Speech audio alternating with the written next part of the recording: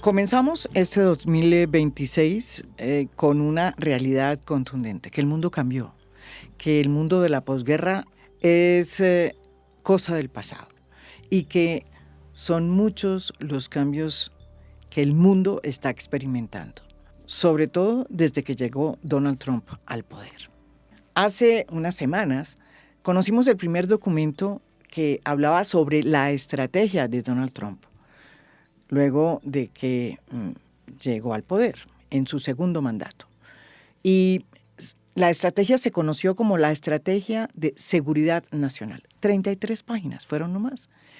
Pero en esas 33 páginas empezó a entender qué es lo que significa cuando Estados Unidos o Donald Trump habla de la defensa de los intereses de la patria, a través no de la confrontación, dice él, sino de la fortaleza. Él, Donald Trump, dice que ha logrado acallar 8 guerras. Vaya uno a saber cuáles son esas 8 guerras. Pero más allá de eso, lo cierto es que ha planteado un nuevo orden internacional.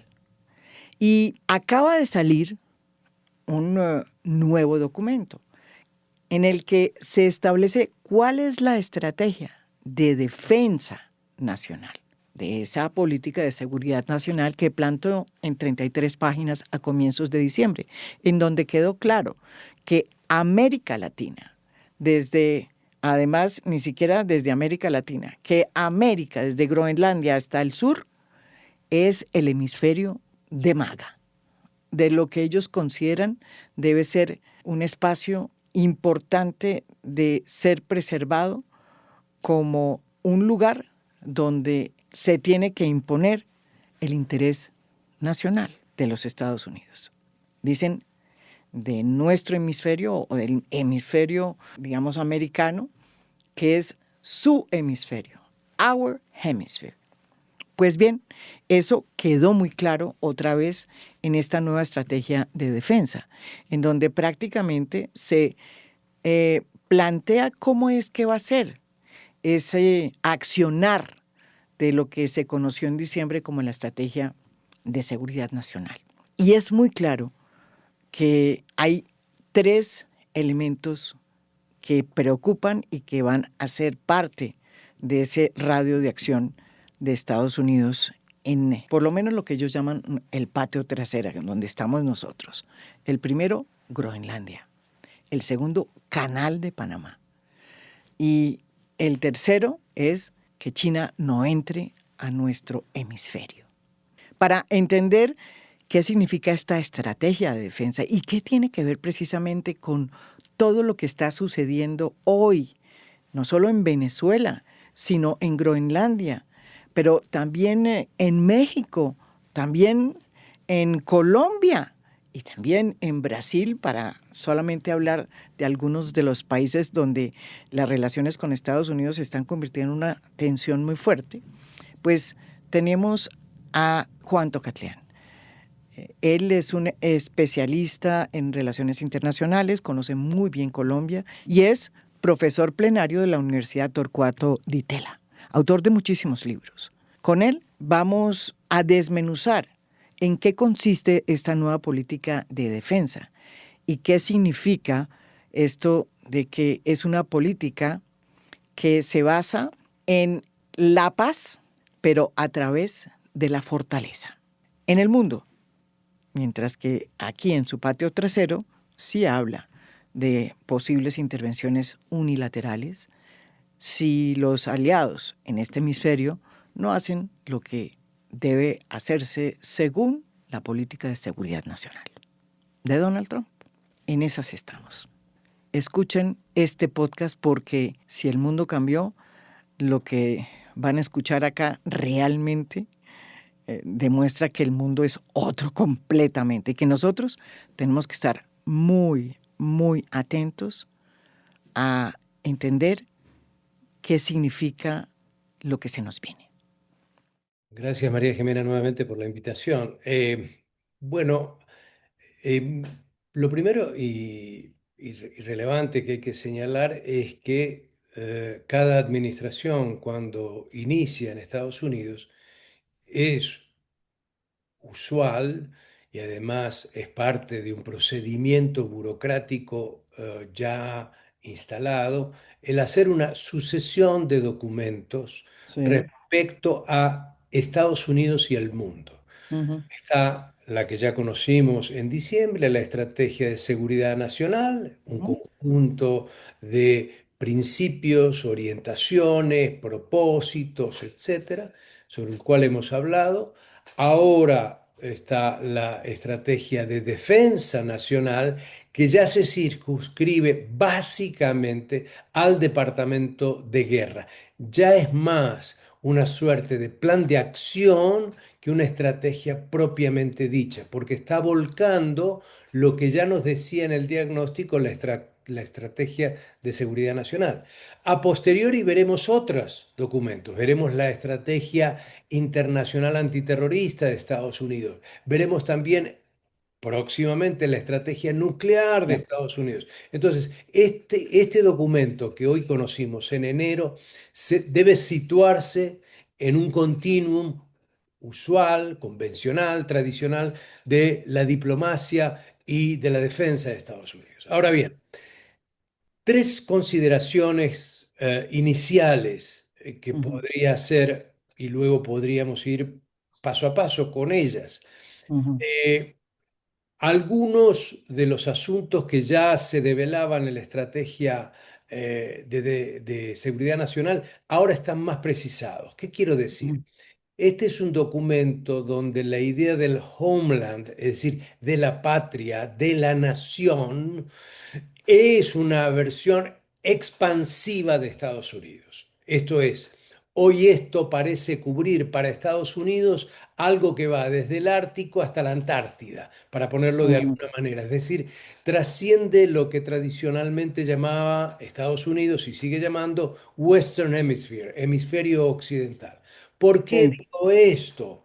Porque reiteradamente una serie de nodos estratégicos para la defensa de Estados Unidos aparecen referenciados, que son los océanos, sí, los estrechos y los polos. Y ujú, por lo tanto ahora eso parece ser un compacto. Y cuando uno va a desagregar, ciertamente ve una ligazón entre el Canal de Panamá, entre Canadá y Groenlandia. Después podemos desarrollar esto, pero quiero hacer el primer punto. Mi segundo punto es ujú, que dice mucho de lo que ya venía diciendo también, y yo diría que el mensaje a Europa es un mensaje que uno podría llamar de humillación.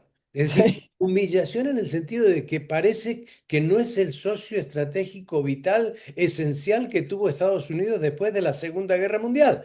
Es una sí, cosa realmente llamativa por el bajo nivel que se le otorga y por el poco volumen de referencias y de acciones y de formas de articulación de intereses con Europa.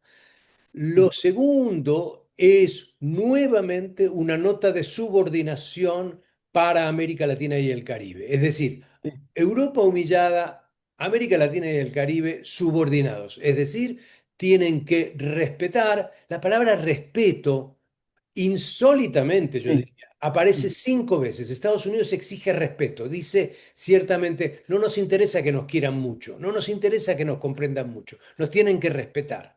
Entonces, estas dos ideas de Europa y América Latina están claras. La que aparece, a mi modo de ver, como una novedad más significativa es el bajo tenor de el lenguaje confrontativo con China.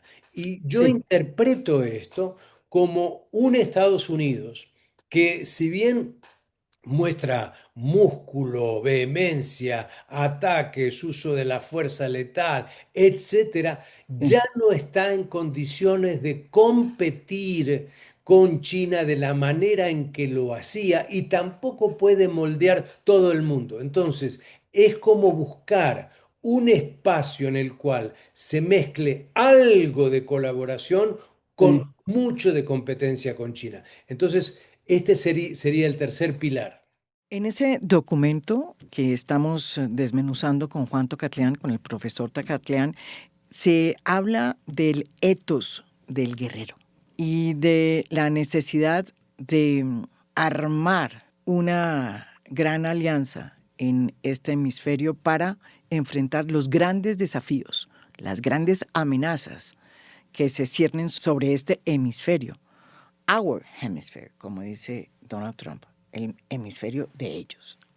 Sin embargo, curiosamente, como bien lo va a explicar Juan Tocatlián, y de hecho ya hizo una primera pincelada, frente a China son muy cautelosos, porque hablan de que van a ejercer con China no la confrontación, sino una especie de aproximación pacífica a través de la fortaleza. Pero están conscientes de que no pueden meterse a pelear por su cuenta con el gigante asiático. Fíjense ustedes, mucho tilín tilín, pero pocas paletas. Bueno, voy a comentar brevemente como introducción algo que en algún otro encuentro que tuvimos te narré, y es que hay tres figuras emblemáticas en la historia política y diplomática de Estados Unidos que informan mucho el temperamento y la aspiración de Trump.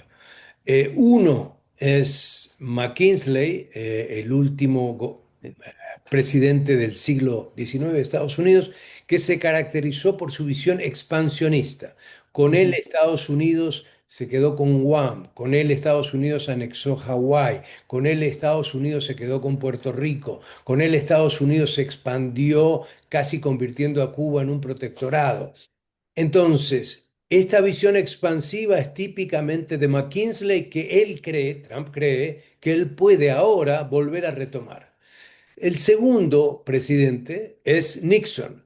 Eh, para él, la gran habilidad de Nixon fue separar a la Unión Soviética de China y a través de esa separación lograr que no hubiera un mundo comunista monolítico. Y lo Ujú. que él sigue aspirando hoy, Trump, es de qué modo quebrar en algo esto que es un noviazgo muy tórrido entre China y Rusia hoy, donde los intereses cada vez son más convergentes, a pesar de que son dos países que tienen relaciones muy complicadas desde hace siglos. Pero Trump sigue trabajando en la idea de cómo segmentar, agrietar esa relación. Y el tercer presidente es Reagan, para quien el lema "la paz a través de la fortaleza" era fundamental para derrotar a la Unión Soviética. Y y en la concepción de Estados Unidos, yo diría casi que en el mito de Estados Unidos, de por qué se ganó la Guerra Fría, es que se ganó la Guerra Fría por esa política de paz a través de la fortaleza. Y Trump quiere retomar eso, pero ahora con el objetivo de China. Entonces, en este documento, lo que creo que aparece más preciso respecto a China es dar señales de un dispositivo a que la disputa va a ser intensa entre Estados Unidos y China, por supuesto. Pero Estados Unidos, a través de su accionar, está perdiendo muchos aliados, inclusive en el sudeste de Asia y Asia Central. Con lo cual, creo que el documento entiende que hay una serie de dificultades para que Estados Unidos genere una coalición anti-China hoy. Por Mm. eso el lenguaje que utiliza persistentemente este documento es no confrontacional. Pero ¿y por qué este león enfurecido de Donald Trump, que se muestra tan macho aquí en este hemisferio, es tan poco confrontacional en este documento con China? ¿Qué es lo que ataja a Donald Trump para tener una especie de política diplomática frente al gigante asiático? Escuchemos lo que dice el profesor Tocatlián, que tiene tres razones muy claras que explican muy bien por qué Donald Trump es un caballito de batalla aquí, donde están los débiles, en este hemisferio, pero con China es otro cantar. Por tres razones. Número uno, voy a dar un dato concreto. Hay un Sí. instituto australiano que sigue el tema de las tecnologías críticas. Se llama ASPI, Sí. A-S-P-I. ASPI sigue el tema de cómo van desarrollándose y desplegándose los países en función de las 64 tecnologías principales, tanto Ujú. civiles como militares. Estados Unidos dominaba en 57 de las 64 hasta el año 2007. Desde el año 2019, China domina en 60 de las 64. Ujú. Entonces, aquí hay un poderío chino creciente en el campo científico, tecnológico, de frontera y por lo Sí. tanto Estados Unidos ha quedado rezagado. Segundo, en el campo económico, la economía china ha seguido creciendo y es una economía que, con contradicciones, sin duda alguna, hoy ya no es un actor menor en el sistema internacional vía las redes de contactos, de inversiones, de despliegue, de Ujú. comercio que tiene en el mundo. Piensen ustedes, a través de tu programa, que aproximadamente de los 193 países con asiento en Naciones Unidas, unos 150 países de esos 193 tienen Ujú. como primero, segundo o tercer socio comercial a China. Esto era impensable hace 25 años. Mm. Esto era Sí. impensable a comienzos de este siglo. Y lo tercero, en materia militar. Ujú. China ha crecido militarmente, particularmente su armada, y tiene una capacidad en ese sentido formidable. Por eso Estados Unidos es casi cauto en este documento respecto a China.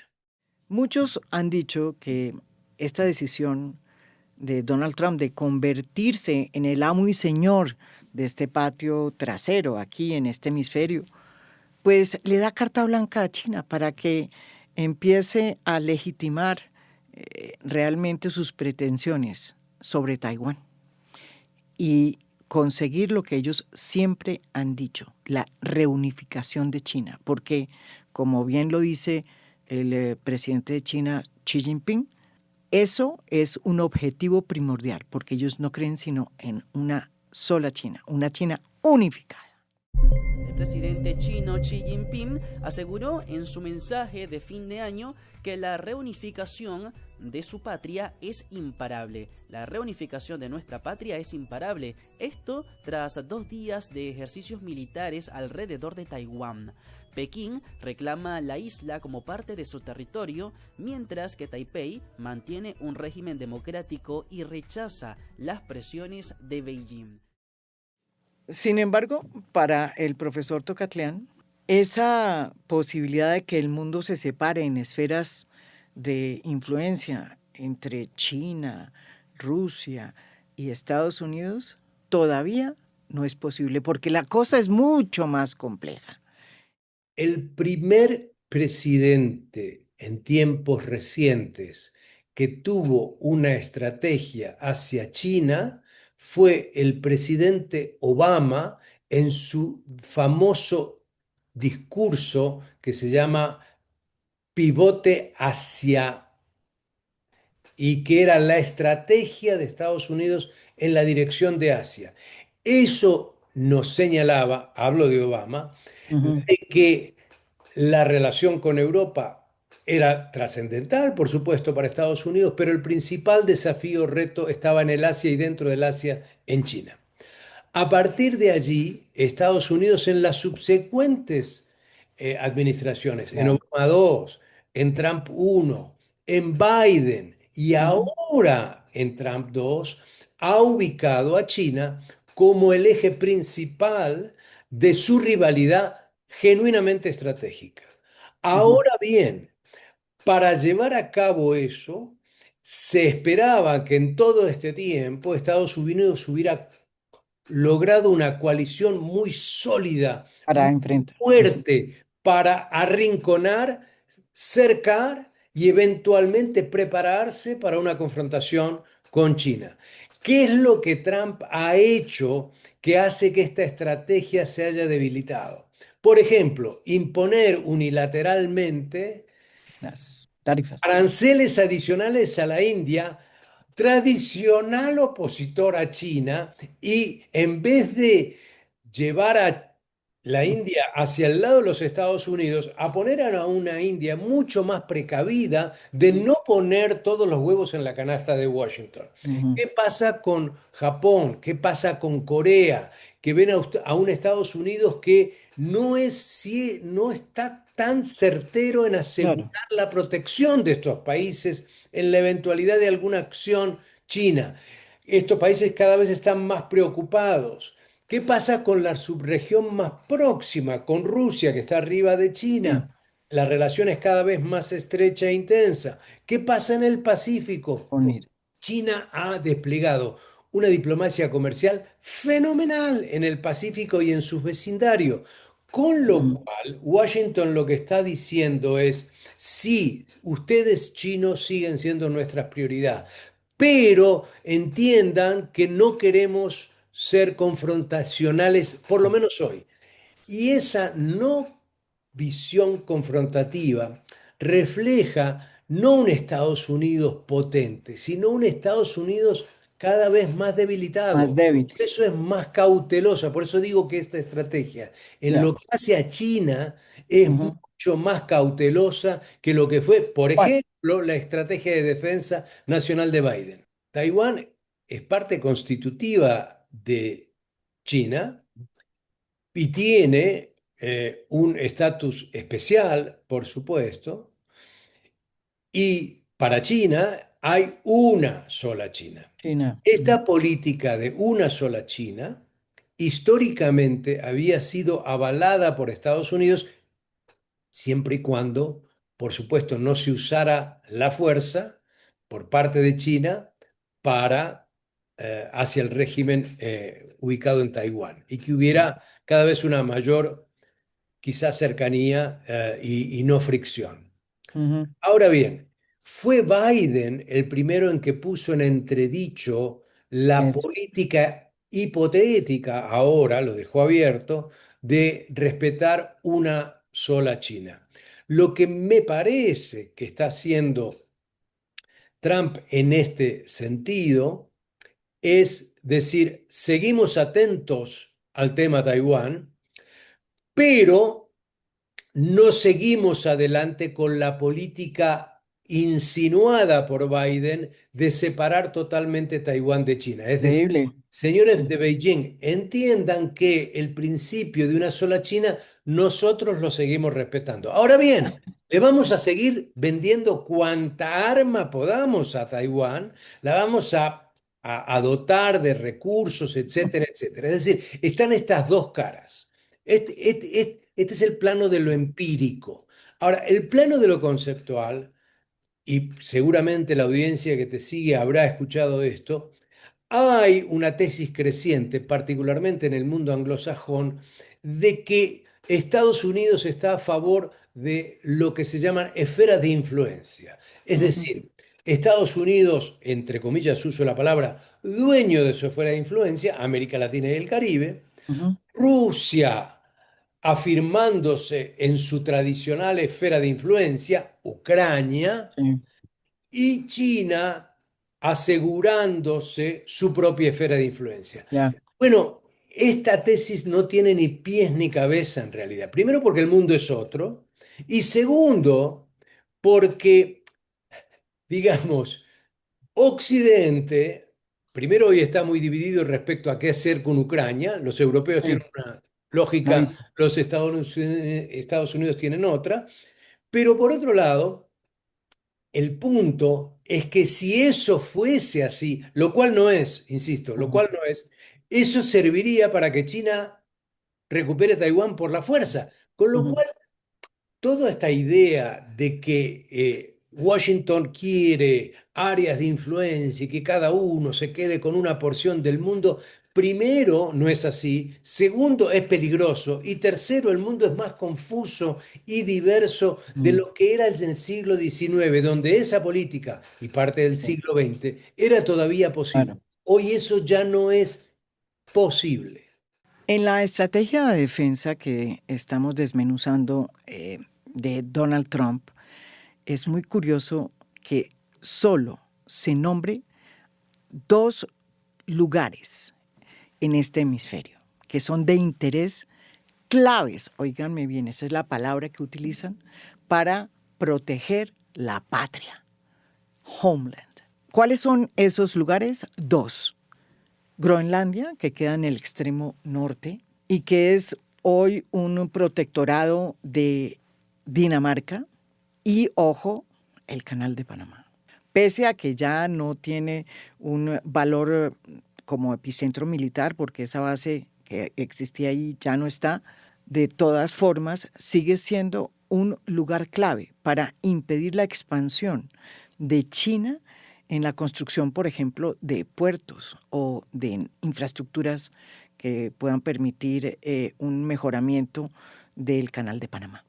Sin embargo, hoy está sobre la mesa, primero, Groenlandia. ¿Por qué el presidente de Estados Unidos ha dicho que está entrando en negociaciones inmediatas con el gobierno danés para adquirir, óiganme bien, Groenlandia por razones de seguridad? ¿Y por qué cambió el tono? Porque al principio prácticamente dijo que iba a tomársela, como una vez dijo lo mismo sobre Canadá. La reacción inmediata de la Unión Europea fue impresionante, porque por primera vez se escuchó la voz diciendo no más. Hasta aquí llegamos. Trump expresó en la plataforma Truth Social que con Groenlandia en manos de Estados Unidos, la OTAN será mucho más eficaz, y agregó que cualquier otra opción es inaceptable. En medio de las tensiones, Dinamarca anunció que incrementará su presencia militar en Groenlandia y las maniobras en este territorio autónomo danés, en colaboración con sus aliados de la OTAN. El gobierno danés ya ha movilizado un comando de avanzada hacia Nuuk, la capital, para preparar la llegada de más efectivos, aviones y barcos. Mientras que Suecia, Noruega, Francia y Alemania se han sumado hoy a la iniciativa y enviarán tropas como parte de la operación Resistencia Ártica. Inmediatamente Donald Trump cambió el tono y planteó una negociación que, según las malas lenguas, podría ser de cerca de 700 billones de dólares que estaría ofreciendo por Groenlandia al reino de Dinamarca. ¿Por qué es tan importante para Estados Unidos Groenlandia? ¿Por qué la quiere tener bajo su protección? ¿Por qué es tan importante el Canal de Panamá aquí? ¿Y qué significa que esos dos lugares sean claves en materia de la política y la estrategia de defensa de Donald Trump? Oigamos al profesor Tocatlián, que tiene unas muy buenas respuestas para que usted y yo entendemos a qué hay que tenernos con Donald Trump. Yo diría acá algunas cosas que quizás sean más desconocidas y que otra vez la historia nos puede ayudar a ubicarlas en algún contexto.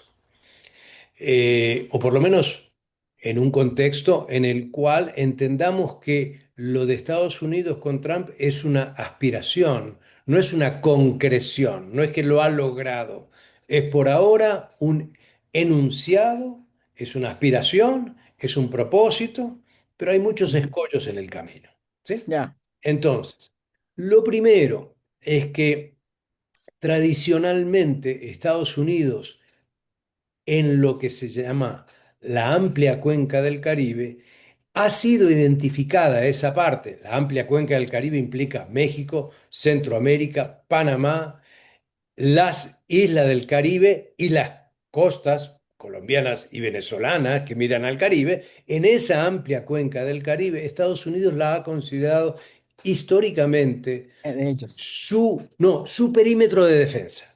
Es decir, ahí, por ahí pasa su comercio, pasan las posibilidades de ser atacado, pasan su vínculo con el Atlántico y el Pacífico. Entonces, en ese sentido, el Canal de Panamá tuvo en su momento histórico un lugar decisivo para Estados Unidos, fundamental, Ya. prioritario.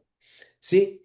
Hoy ya no es el único núcleo o sitio o nodo de la frecuencia de comercio de Estados Unidos, aunque Estados Unidos es por supuesto uno de los países que más lo usa, pero ya no tiene un valor militar propiamente dicho como lo tuvo en algún momento.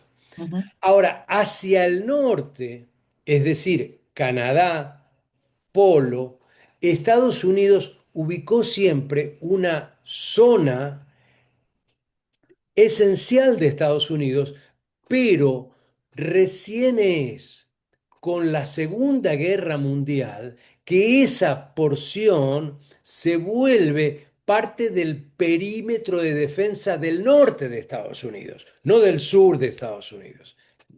Ya. Piensen en el mapa, pensemos en el mapa. Entonces, en ese contexto, Groenlandia, pero no solamente Groenlandia, Canadá. Dinamarca aparece como una contraparte muy importante por una serie de peculiaridades que voy a explicar, si me das Ujú. un minuto de tiempo. Claro. En el siglo XIX, Estados Unidos le compró a los franceses Luisiana, Mm. le compró a los españoles Florida, Florida. le compró a los rusos Alaska. Nadie recuerda, o por lo menos no se recuerda mucho, digamos, Ujú. que en el año 1916, Estados Unidos, preocupado por la Primera Guerra Mundial, por la expansión de Alemania en el Atlántico Norte, por la debilidad que tenía Dinamarca para sostener la que eran las Islas Vírgenes danesas, le Sí. hace un ofrecimiento a Dinamarca y le compra por el equivalente de lo que hoy serían 600 millones de dólares, lo que hoy llamamos Islas Vírgenes de Estados Unidos en el Caribe.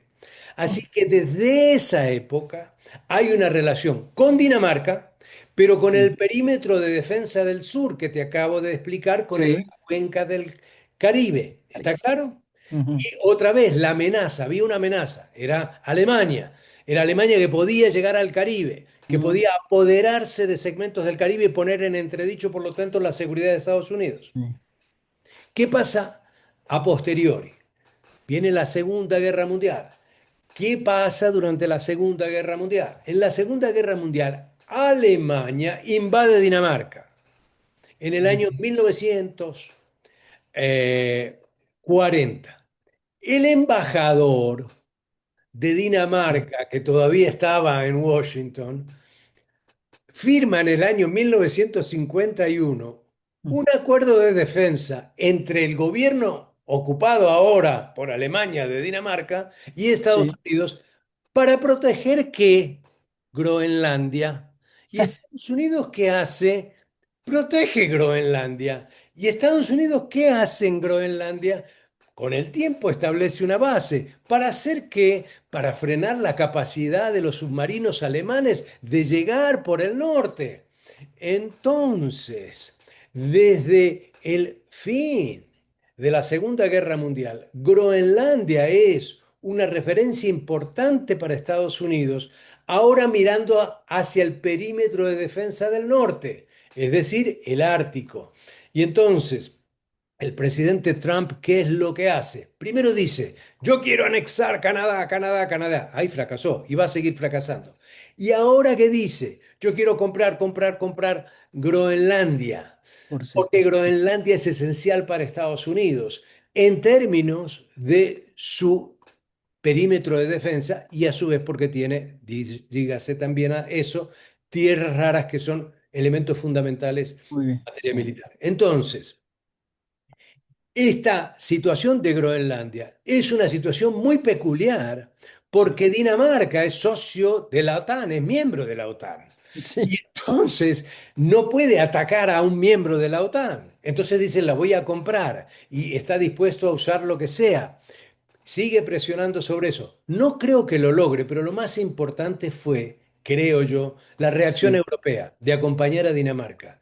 sí, Esta fue la clave. Una Europa que estaba dócil, do- una Europa que estaba pasiva. dormida, sí. Dio respaldar a Dinamarca porque, bueno, esto ya era un exabrupto total. Ahora, todo esto terminó. ¿Todo esto hay que darlo por terminado? No. Si yo leo, ahora vuelvo a la estrategia de defensa nacional, Sí, otra vez está señalado, insisto, no porque sea una estrategia, sino porque es sí. un plan de acción, otra vez aparece el Canal de Panamá y aparece como territorio clave.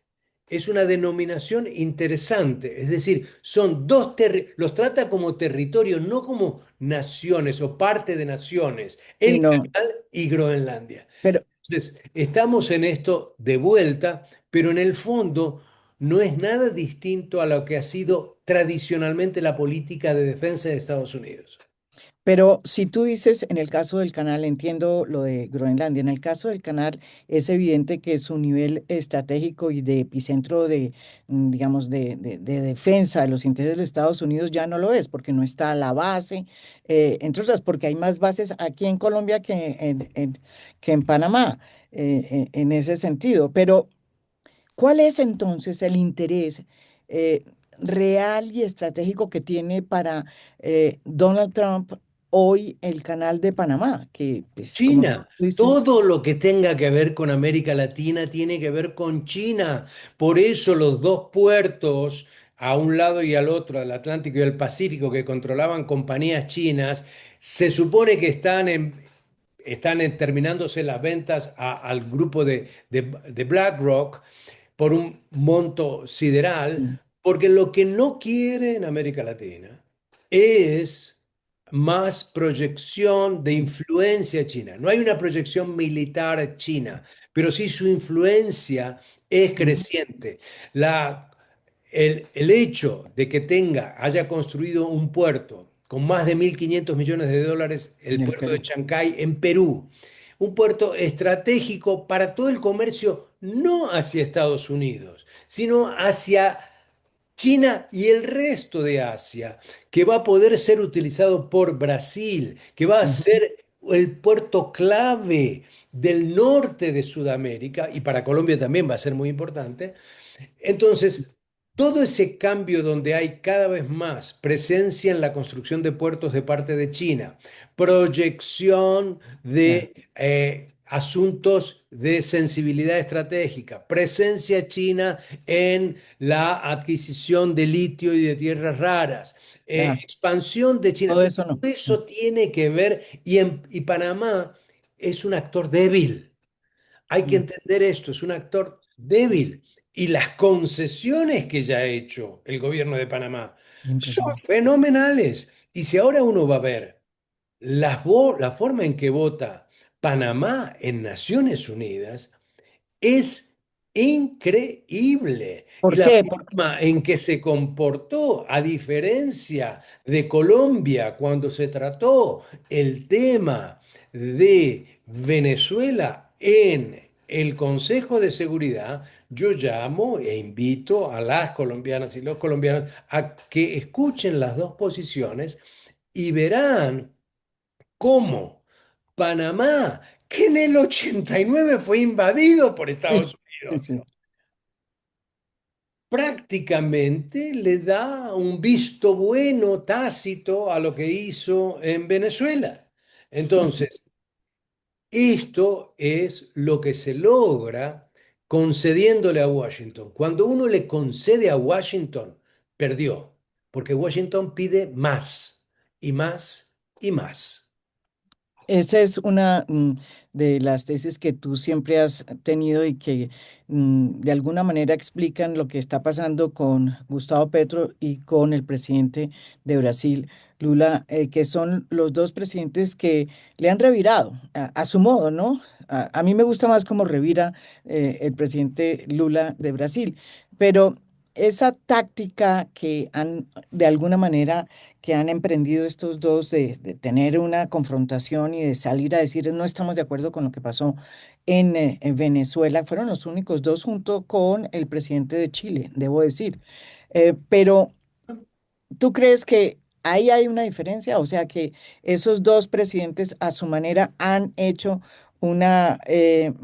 digamos, han encontrado una vía para hacerle el quite a esta política que estamos planteando en este momento, que nos están planteando en este momento desde Washington. Mira, yo en primer lugar sumaría a Claudia Sheinbaum en México también. Y yo creo que hay un triángulo muy importante entre México, Colombia y Brasil hoy, en el sentido en el que no son estrategias de enfrentamiento a Estados Unidos. Es un equívoco ver el comportamiento que es con las particularidades de las personalidades, que es muy Sí, diferente de Claudia Sheinbaum, a Petro, a Lula. No son modos, políticas o iniciativas que buscan enfrentarse a Washington. Lo que procuran, a mi entender, es mecanismos de qué es negociable con Estados Unidos. ya, Porque si uno parte de que si lo consiente a Estados Unidos va a ser bueno con uno, se equivoca. Entonces, en vez de la concesión, la negociación. ¿Qué es negociable? ¿Cómo se negocia esto?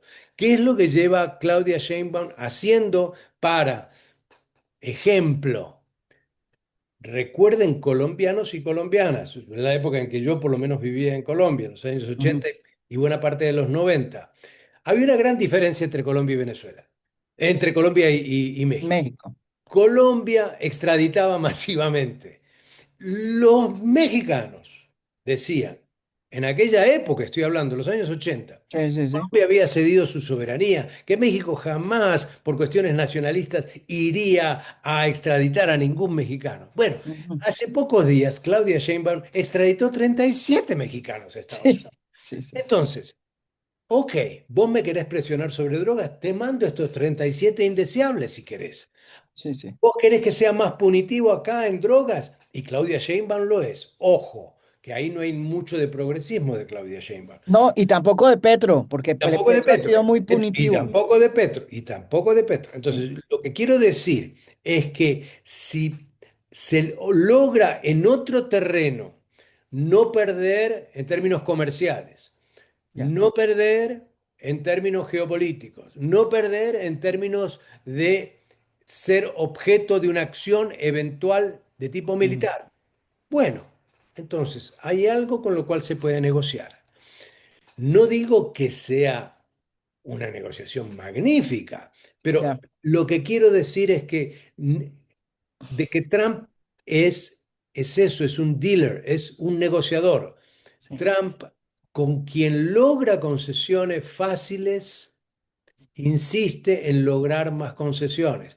Y por eso mismo, cuando se enfrentó, y por eso lo relaciono con el tema de Groenlandia, por sí. eso mismo, cuando por primera vez se enfrentó a una Europa donde 6 países decidieron hacer ejercicios militares en Groenlandia, a los Ujú, cuales amenazó con aplicarles un arancel a partir del 1 de febrero, dicho sea de ujú, paso, y luego se debió reunir con el jefe de la OTAN y luego le fue muy mal en Davos. Fíjense cómo en el lapso de una semana Groenlandia desapareció, ni Miller, el subjefe de gabinete, ni sí. Hexet, el secretario de guerra, ni Marco Rubio, el secretario de Estado, hablan ahora otra vez de Groenlandia.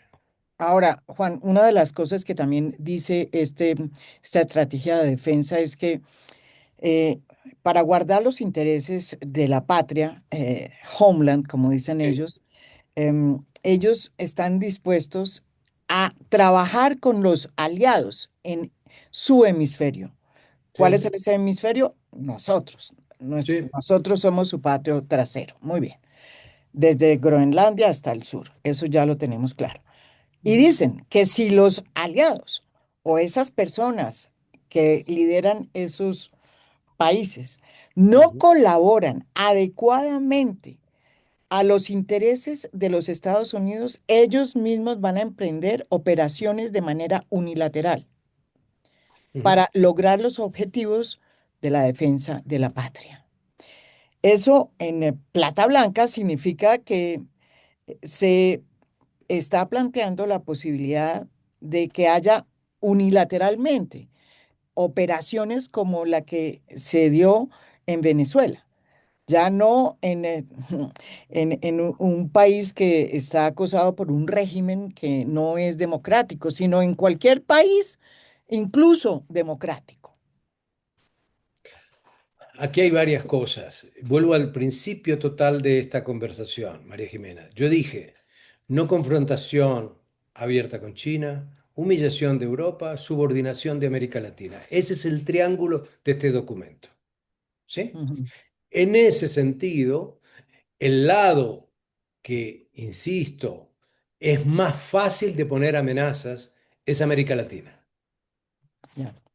Primero, y buena medida, porque ocurrió un hecho geopolítico inédito en las relaciones entre Estados Unidos y América Latina de más de 200 años.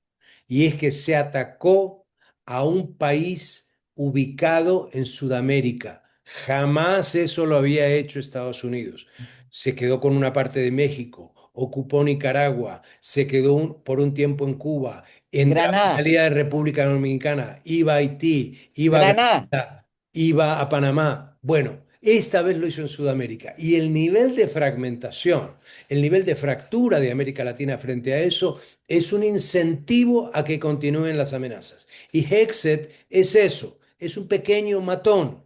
Es el matón encargado de advertirnos a todos de que ellos tienen la posibilidad de usar la fuerza.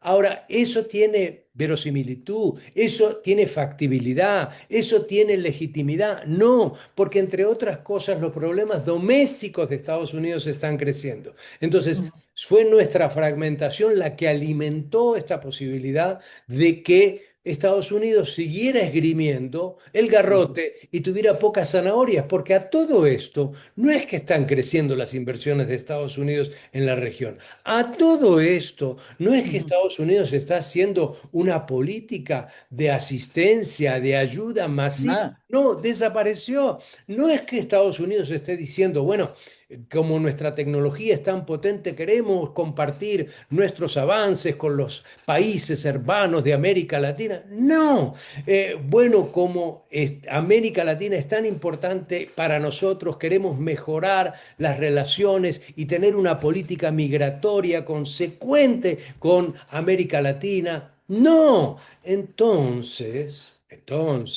lo que quiero decir es que este tipo de amenazas van a continuar, están escritas, son una aspiración, Ujú. son quizá un propósito, pero entre el dicho y el hecho hay un largo trecho.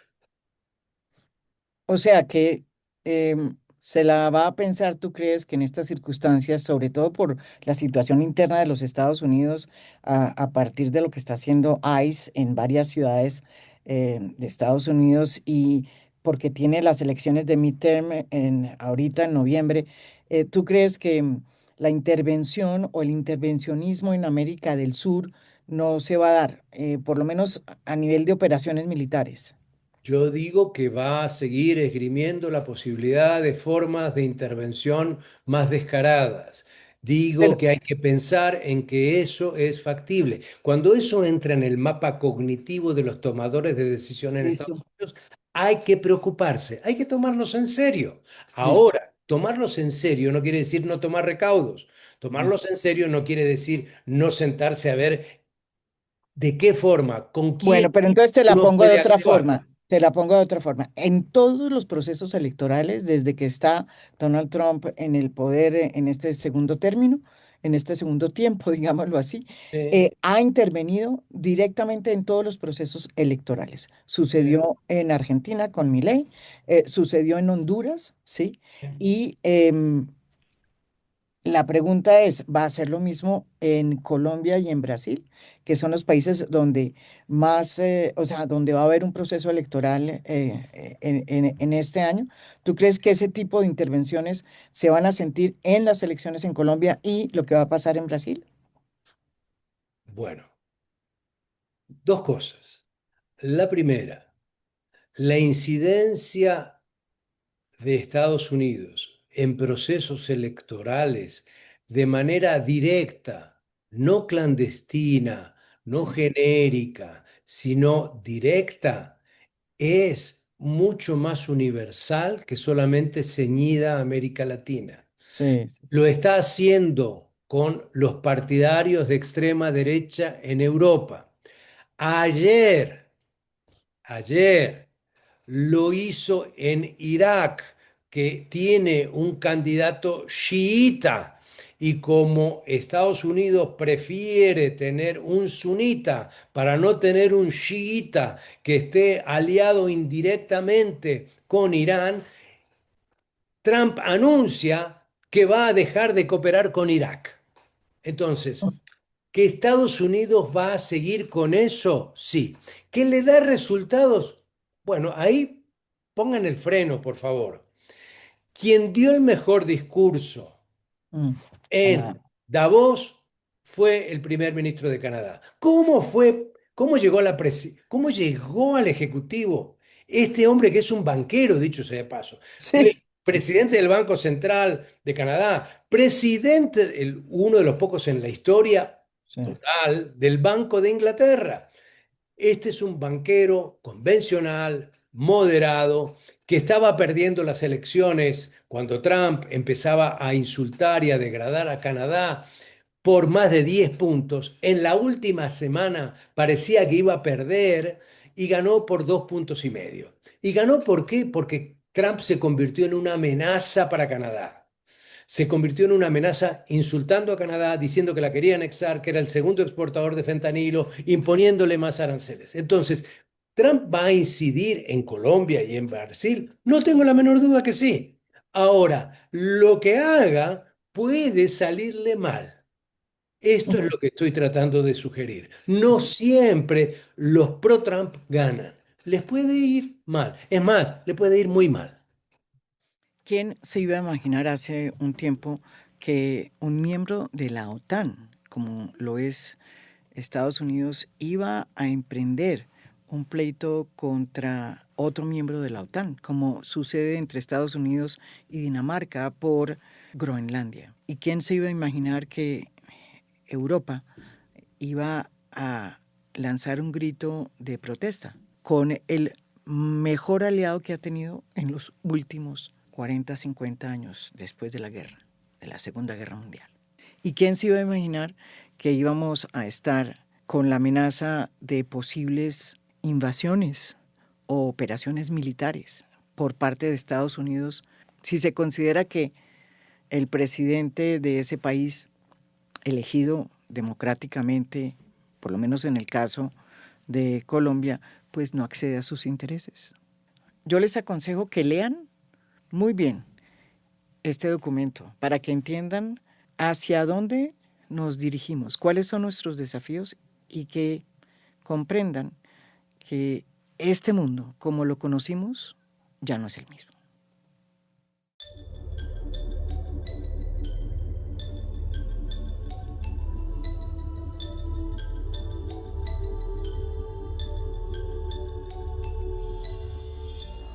A Fondo es un podcast producido por Mafialand. Producción general, Beatriz Acevedo. Producción de audio, Santiago Acosta López. Música original del maestro Óscar Acevedo.